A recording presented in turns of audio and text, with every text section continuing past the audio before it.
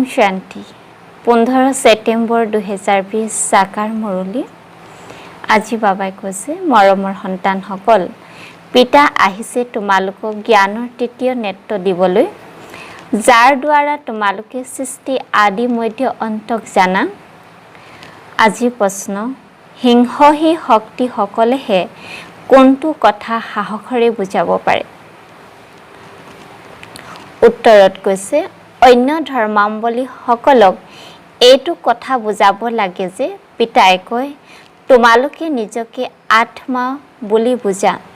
পৰমাত্মা নহয় আত্মা বুলি বুজি পিতাক স্মৰণ কৰা তেতিয়া বিকৰ্ম বিনাশ হ'ব আৰু আপোনালোক মুক্তি ধামলৈ গুচি যাব পৰমাত্মা বুলি ভাবিলে আপোনালোকৰ বিকৰ্ম বিনাশ হ'ব নোৱাৰে এইটো কথা বহুত সাহসেৰে হিংসহী শক্তি সকলেহে বুজাব পাৰে বুজোৱাৰো অভ্যাস থাকিব লাগে আজি গীত নয়নহীনক মাক দৰ্শন কৰা ওম শান্তি সন্তানসকলে অনুভৱ কৰি আছে আত্মিক স্মৃতি যাত্ৰাত কঠিনতা দেখা পোৱা যায় ভক্তি মাৰ্গ দুৱাৰে দুৱাৰে ঠেকা খুন্দা খাবলগীয়া হয় বহুত প্ৰকাৰৰ তপ জপ যজ্ঞ কৰে শাস্ত্ৰ আদি পঢ়ে যি কাৰণে ব্ৰহ্মা ৰাতি বুলি কোৱা হয় আধা কল্প ৰাতি আধা কল্প দিন ব্ৰহ্মাটো অকলে নহ'ব নহয় জানো প্ৰজাপিতা ব্ৰহ্মা আছে যেতিয়া নিশ্চয় তেওঁৰ সন্তান কুমাৰ কুমাৰী সকলো থাকিব কিন্তু মনুষ্যই নাজানে পিতাইহে সন্তানসকলক জ্ঞানৰ তৃতীয় নেত্ৰ প্ৰদান কৰে যাৰ দ্বাৰা তোমালোকে আদি মধ্য অন্ত জ্ঞান পাইছা তোমালোক কল্পৰ পূৰ্বেও ব্ৰাহ্মণ আছিলা আৰু দেৱতা হৈছিলা যিসকল হৈছিল তেওঁলোকে আকৌ হ'ব সেইকাৰণে বাবাই কৈছে এখন নাটক হয় যিখন নাটক 5000 বছৰৰ মূৰে মূৰে পুনৰাবৃত্তি হয় কেনে আমি ব্ৰাহ্মণ আছিলোঁ 5000 বছৰ পাছত আকৌ পুনৰ ব্ৰাহ্মণ হ'ম তোমালোক আদি সনাতন দেৱী দেৱতাৰ ধৰ্মৰ হোৱা তোমালোকে পূজ্য আৰু পূজাৰী আছিলা ইংৰাজীত পূজ্যক ৱৰ্শ্বিপ ৱৰ্থী আৰু পূজাৰীক ৱৰ্শ্বিপাৰ বুলি কোৱা হয় ভাৰততে আধা কল্পৰ পূজাৰী হৈ আত্মাই মানি লয় যে আমি পূজ্য আছিলোঁ আকৌ আমি পূজাৰী হৈছোঁ পূজ্যৰ পৰা পূজাৰী আকৌ পূজ্য হওঁ পিতাটো পূজ্য পূজাৰী নহয় তোমালোকে ক'বা আমি সেই পূজ্য পাৱন তথা দেৱী দেৱতা আছিলোঁ আকৌ 84 জন্ম পাছত সম্পূৰ্ণৰূপে পতিত পূজাৰী হৈ যাওঁ এতিয়া ভাৰতবাসী যিসকল আদি সনাতন দেৱী দেৱতাৰ ধৰ্ম আছিল তেওঁলোকে নিজৰ ধৰ্ম বিষয়ে একো নাজানে কাৰণ তেওঁলোকে এই পৃথিৱীখনৰ হিষ্ট্ৰী জিঅ'গ্ৰাফি কথা পাহৰি গ'ল তোমালোকৰ এই কথাবোৰ সকলো ধৰ্মাৱলম্বীকে বুজি তোমালোকৰ এই কথাবোৰ সকলো ধৰ্মাৱলম্বী বুজি নাপাব যিসকল এই ধৰ্মৰ পৰা কোনো বেলেগ ধৰ্মান্তৰিত হৈ গৈছে তেওঁলোকেহে আহিব এনেকৈ ধৰ্মান্তৰিত হৈ গৈছে পিতাই কয় যিসকল শিৱ আৰু দেৱতাসকলৰ পূজাৰী হয় তেওঁলোকৰ বাবে সহজ অন্য ধৰ্মাৱলম্বীয়ে মগজু নষ্ট কৰিব যিসকল ধৰ্মান্তৰিত হৈছে তেওঁলোক প্ৰেৰিত হ'ব আৰু আহি বুজিবলৈ চেষ্টা কৰিব নহ'লেতো নামানিবই আৰ্য সমাজীসকলৰ মাজৰ পৰাও বহুত আহিছে সেই সকলোকো আহিছে আদি সনাতন দেৱী দেৱতা ধৰ্ম যিসকল ধৰ্মাতীত হৈ গৈছে তেওঁলোকে নিজৰ ধৰ্মত নিশ্চয় আহিব লাগিব বৃক্ষটো বেলেগ বেলেগ শাখা আছে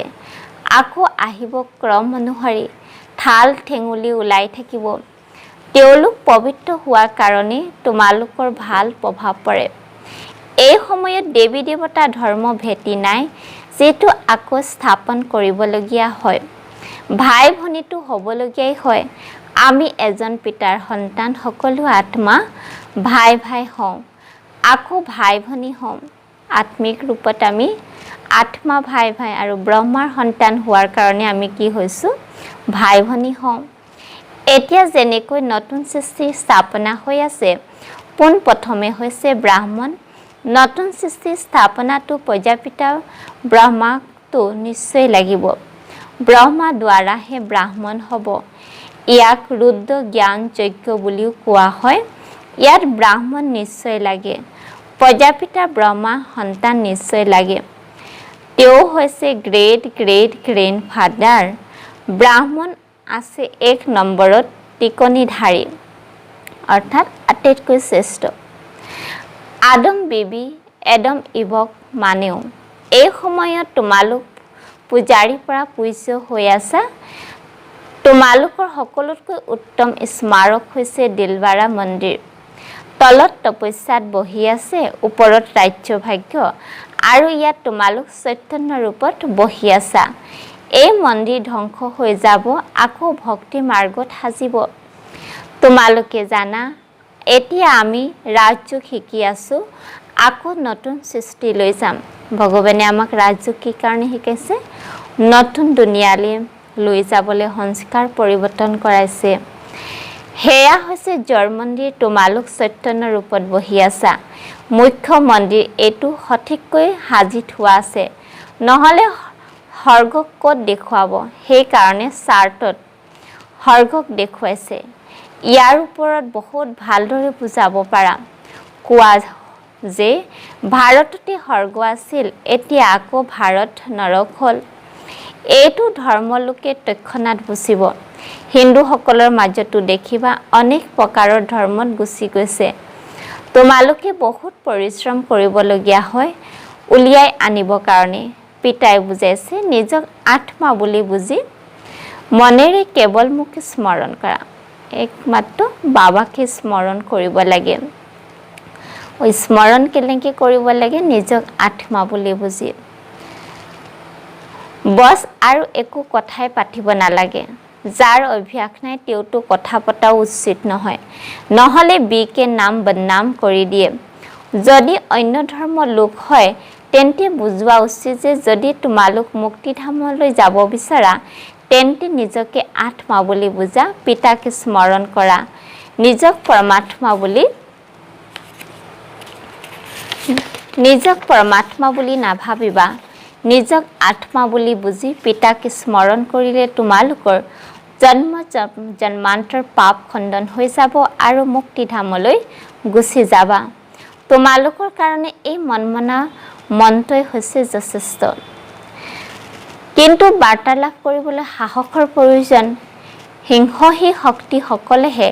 সেৱা কৰিব পাৰে সন্যাসীসকলে বাহিৰলৈ গৈ বিদেশীসকলক লৈ আহে যে বলক আপোনালোকক আধ্যাত্মিক জ্ঞান দিম এতিয়া তেওঁলোক পিতাকো নাজানে ব্ৰহ্মকে ভগৱান বুলি বুজি কৈ দিয়ে ইয়াক অৰ্থাৎ ব্ৰহ্ম তত্ত্বক স্মৰণ কৰা বছ এইটো মন্ত্ৰ দি দিয়ে যেনেকৈ কোনো পক্ষীক নিজৰ সজাত ভৰাই দিয়ে গতিকে এনেকৈ বুজাবলগীয়া সময় লাগে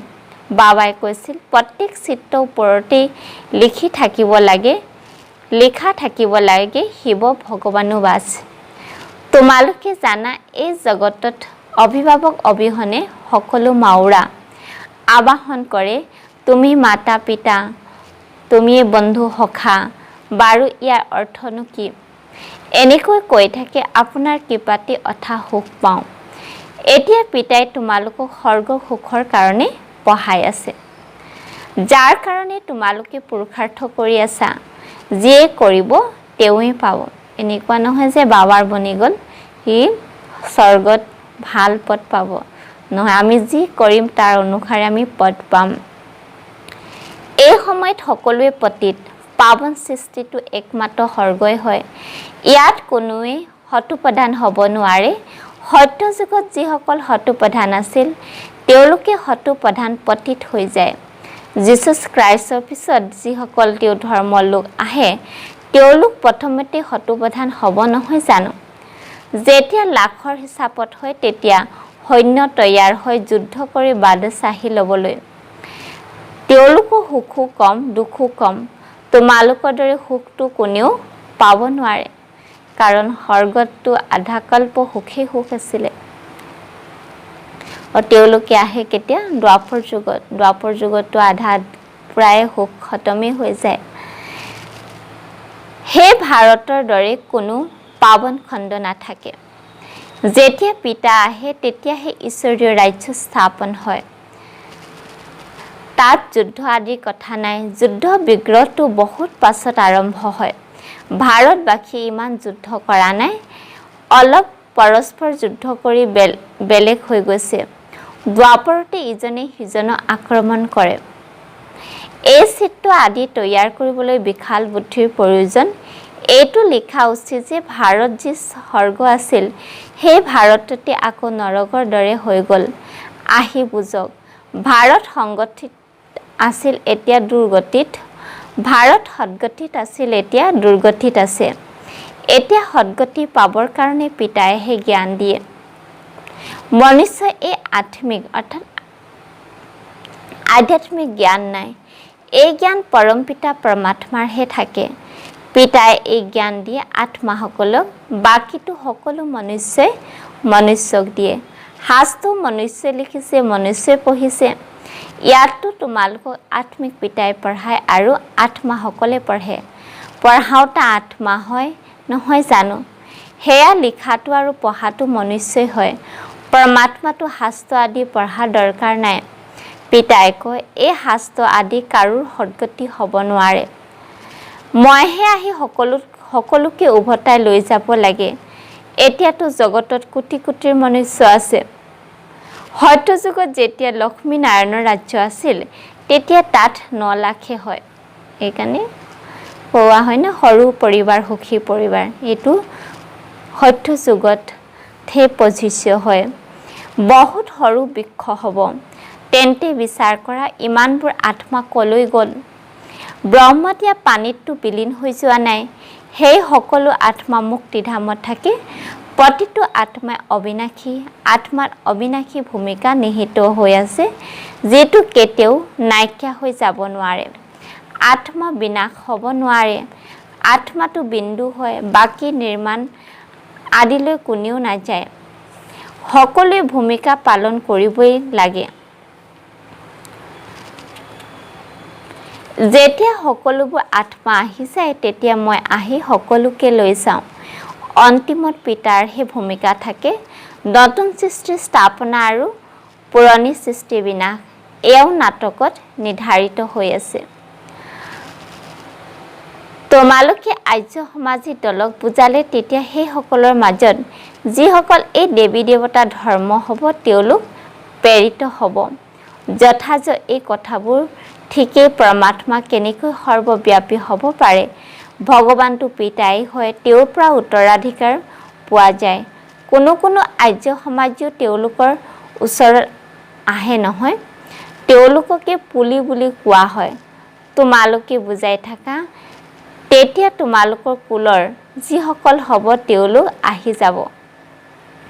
ভগৱান পিতাইহে পাৱন হোৱা যুক্তি শুনায় ভগৱানুবাস মামিকম স্মৰণ কৰা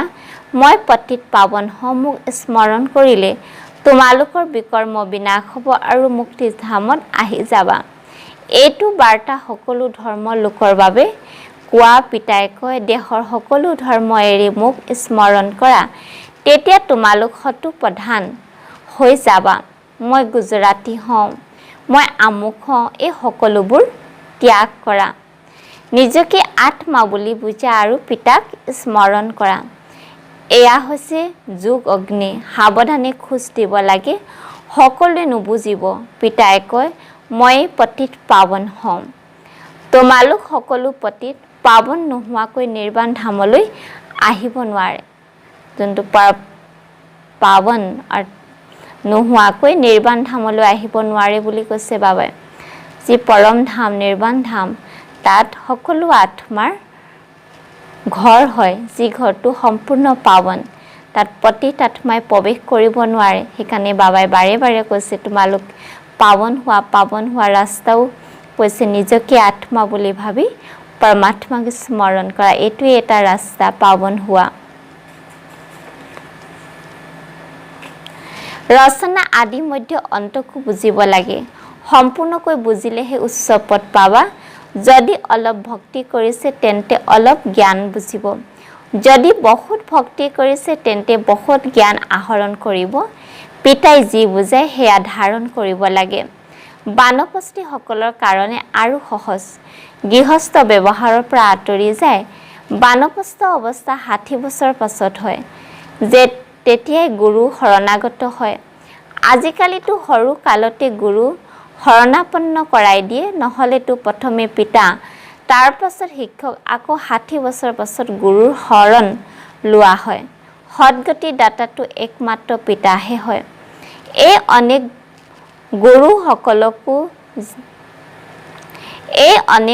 গুৰু লোকসকলেও জানো হয়। এয়াতো সকলো হৈছে ধন উপাৰ্জনৰ উপায়। সদগুৰু হৈছে এজনে সকলোৰে সদগতি কৰোঁতা। পিতাই কয়, মই তোমালোকক সকলো বেদ শাস্ত্ৰ সাৰ বুজাওঁ। এই সকলোবোৰ হৈছে ভক্তি মাৰ্গৰ সামগ্ৰী। চিৰি নামিবলগীয়া হয় জ্ঞান, ভক্তি আৰু ভক্তিৰ প্ৰতি বৈৰাগ্য।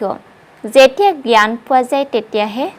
ভক্তিৰ প্ৰতি বৈৰাগ্য জন্মে। এই পুৰণি সৃষ্টিৰ প্ৰতি তোমালোকৰ বৈৰাগ্য জন্মে। বাকী জগতখনক এৰি কলৈ যাবা? তোমালোকে জানা এই জগতখনেই নাশ হৈ যাব। সেইকাৰণে এতিয়া বেহদৰ জগতৰ সন্যাস কৰিব লাগে। পবিত্ৰ নোহোৱাকৈ ঘৰলৈ যাব নোৱাৰা। পবিত্ৰ হ'বৰ কাৰণে স্মৃতিৰ যাত্ৰাৰ প্ৰয়োজন। ভাৰতৰ ৰক্ত নদী বোৱাৰ পাছত গাখীৰ নদী বব। বিষ্ণুকো ক্ষীৰ সাগৰত দেখুৱাই বুজোৱা হয়। এই যুদ্ধৰ দ্বাৰা মুক্তি, জীৱন মুক্তিৰ দুৱাৰ খোলে। যিমানেই তোমালোক সন্তানসকল আগবাঢ়িবা সিমানেই আৱাজ বিয়পিব। এতিয়া যুদ্ধ হোৱা পথত এটা ফিৰিঙতিৰ পৰা চোৱা আগতে কি হৈছিল বুজি পাই যে নিশ্চয় যুদ্ধ কৰিব। যুদ্ধ চলিয়েই থাকে, ইজন সিজনৰ সহায়কাৰী হৈ থাকে। তোমালোকো যদি নতুন সৃষ্টি লাগে তেন্তে পুৰণি সৃষ্টি নিশ্চয় সমাপ্ত হোৱা উচিত। ভাল বাৰু, অতি মৰমৰ কল্পৰ পাছত পুনৰাই লগ পোৱা সন্তানসকলৰ প্ৰতি মাতা পিতা বাপ দাদাৰ স্নেহপূৰ্ণ স্মৰণ আৰু সুপ্ৰভাত। আত্মিক পিতা আত্মিক সন্তানসকলক নমস্কাৰ। ধাৰণাৰ বাবে মুখ্য সাৰ। এই পুৰণি জগতখন এতিয়া নাশ হৈ যাব। সেইকাৰণে এইখন জগতৰ সন্যাস কৰিব লাগে। জগতখনক এৰি কলৈকো যাব নালাগে, কিন্তু ইয়াক বুদ্ধিৰে পাহৰিব লাগে। 2 নম্বৰত কৈছে নিৰ্বাণ ধামলৈ যাবৰ কাৰণে সম্পূৰ্ণ পাৱন হ'ব লাগে। ৰচনা আদি মধ্য অন্তক সম্পূৰ্ণকৈ বুজি নতুন সৃষ্টিত উচ্চ পদ ল'ব লাগে। বৰদান অমনোযোগিতাৰ নিদ্ৰাক তালাক দিওঁতা অৰ্থাৎ ত্যাগ কৰোঁতা নিদ্ৰাজিত চক্ৰৱৰ্তী হোৱা। বিস্তাৰত কৈছে সাক্ষাৎকাৰ মূৰত হৈ ভক্তসকলক সাক্ষাৎকাৰ কৰাবৰ কাৰণে অথবা চক্ৰৱৰ্তী হ'বৰ কাৰণে নিদ্ৰাজিত হোৱা। যেতিয়া বিনাশকালক পাহৰি যোৱা তেতিয়া অমনোযোগিতাৰ নিদ্ৰা আহে। ভক্তসকলৰ আবাহন শুনা, দুখী আত্মাসকলৰ দুখৰ আবাহন শুনা, তৃষ্ণাতুৰ আত্মাসকলৰ প্ৰাৰ্থনা আৱাজ শুনা, তেতিয়া কেতিয়াও অমনোযোগিতাৰ নিদ্ৰা নাহিব। গতিকে এতিয়া সৰ্বদা জ্বলন্ত জ্যোতি হৈ অমনোযোগিতাৰ নিদ্ৰাক তালাক দিয়া অৰ্থাৎ ত্যাগ কৰা আৰু সাক্ষাৎকাৰ মূৰত হোৱা। শ্লোগান তন মন ধন, মন বাণী কৰ্ম যিকোনো প্ৰকাৰে পিতাৰ কৰ্তব্যত সহযোগী হ'লে তেতিয়া সহযোগী হৈ যাবা। ওম শান্তি।